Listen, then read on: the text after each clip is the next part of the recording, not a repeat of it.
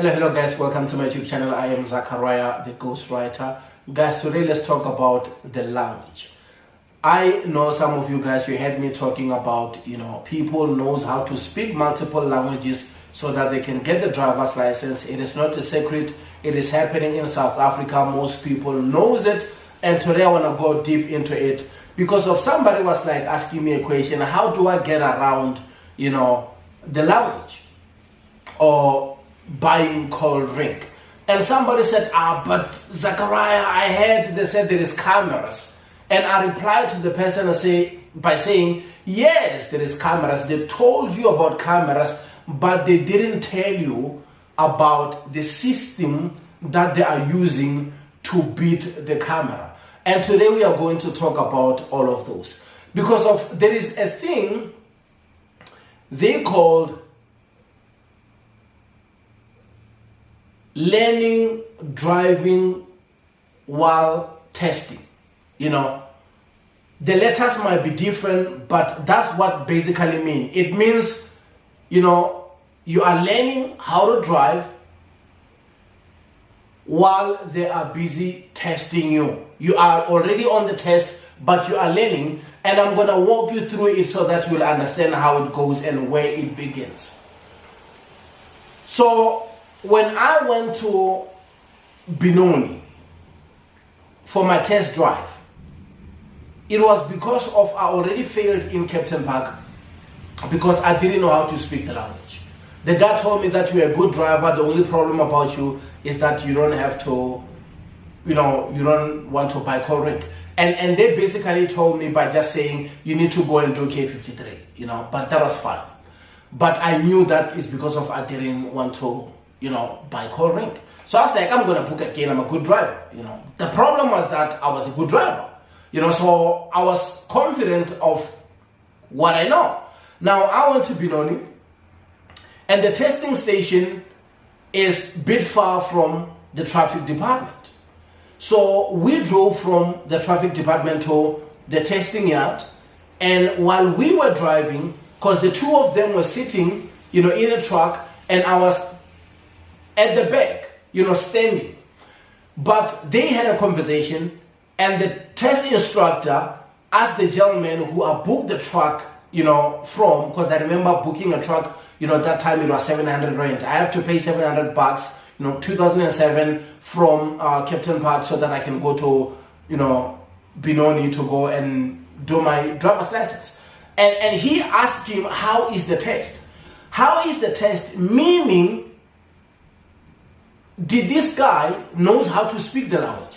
Because of now, you need to know, guys. Some of you guys, you are like saying the instructor, thought I was going to buy a cold drink.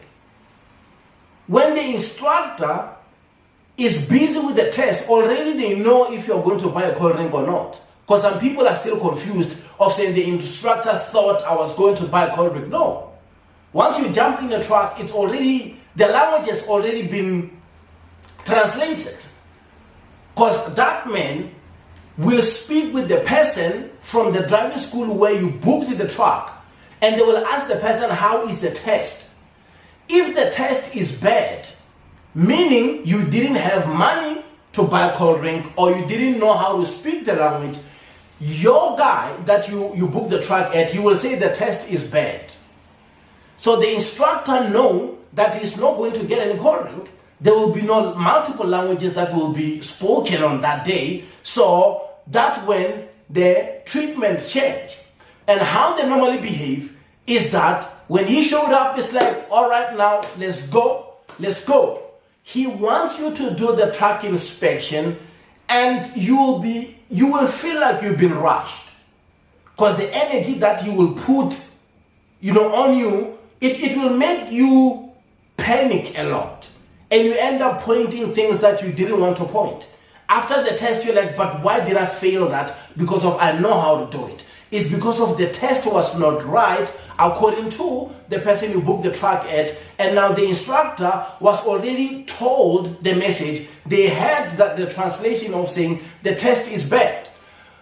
And that's the reason why the instructor will look at all those minor mistakes that you will make and you are going to fail the test. And you will be like, how did I fail the test? But here's the trick. If the instructor is asking the guy that you booked the track at, and that guy says the test is good, the instructor knows what he must do, because of now he knows that the call ring is with the guy who owns the track. Because of the call ring, you left it there. Because of now, the person who you booked the track, to, will talk to you, my man, you know how things work. You know how things work. You must buy call ring. You must speak multiple language. So are you good with the language? Can you speak the language?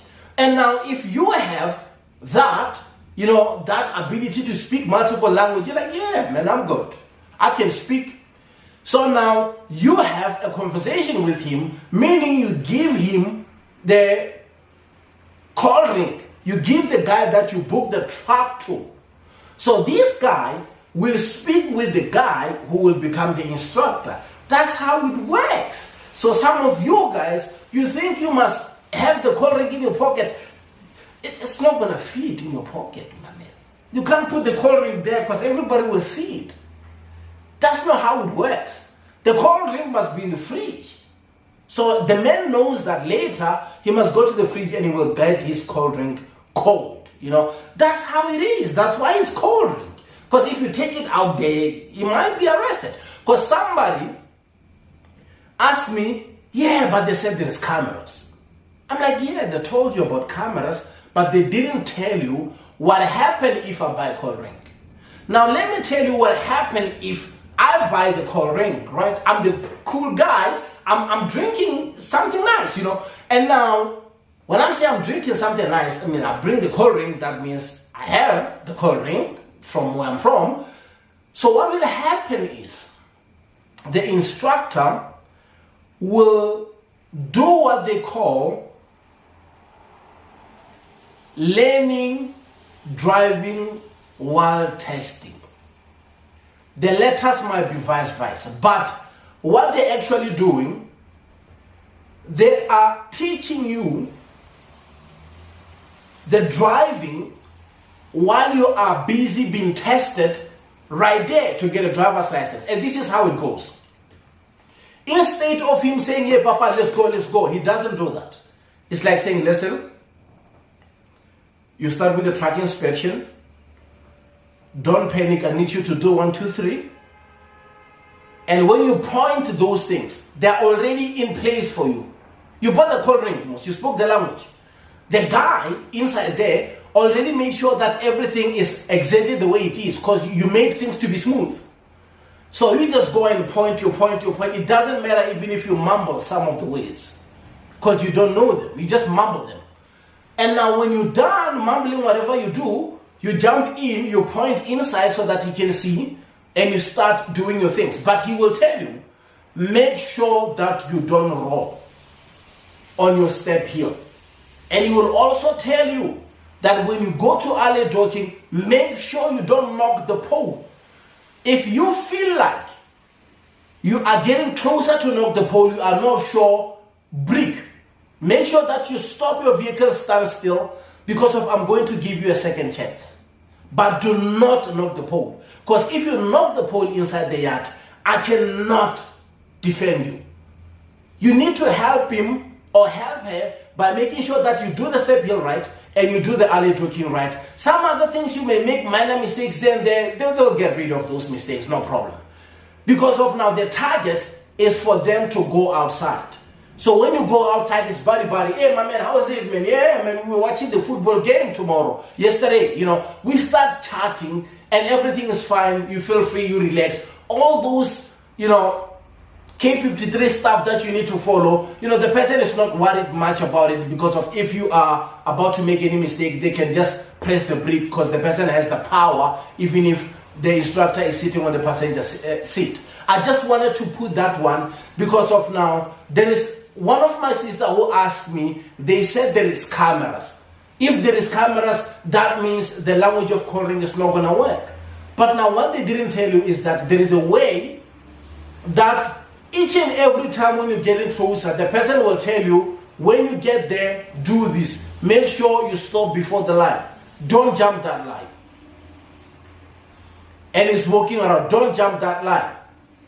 You have to listen to him. Because you are learning driving while you're testing.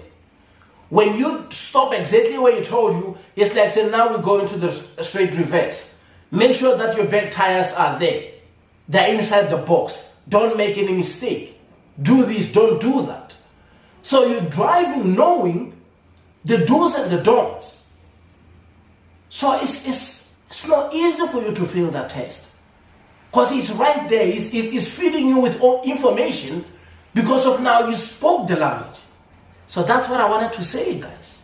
Because some of you are like saying, but it's impossible. How can they? It's been happening in South Africa. I just wanted to go deeper and speak about, the art of the language. Because in most cases, you're going to find it. And it's not only in the traffic department. It happens all the time. Even on the roads. You didn't wear a seatbelt? You were speeding, you were doing what? You have to know the language. It's something which is happening. And it's something that we are not promoting. It's something that we have to speak. So that you need to know that it's very much important for you to put in the work. Because if you don't put the work, you have to speak the language.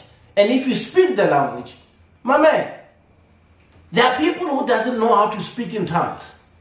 You're going to have a problem of communications, and that's the reason why you're going to bump into other people's cars. They didn't learn the language that you spoke. That's the reason why you will be shocked when you see certain car accident. You're like, ooh. But it's a one-way. All this, how come this other car moved from this other side of the road and crossed to the other side of the road?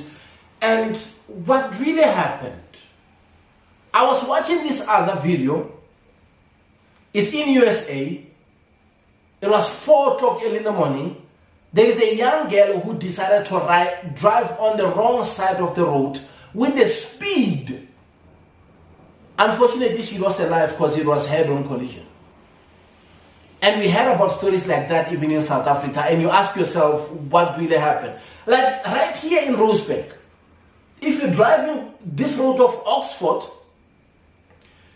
corner Oxford and Glenhof, if I may say, next to Standard Bank, next to Coca-Cola, next to McDonald's, next to Engine Garage. This Oxford road, you will find that all lanes, all cars are facing this direction.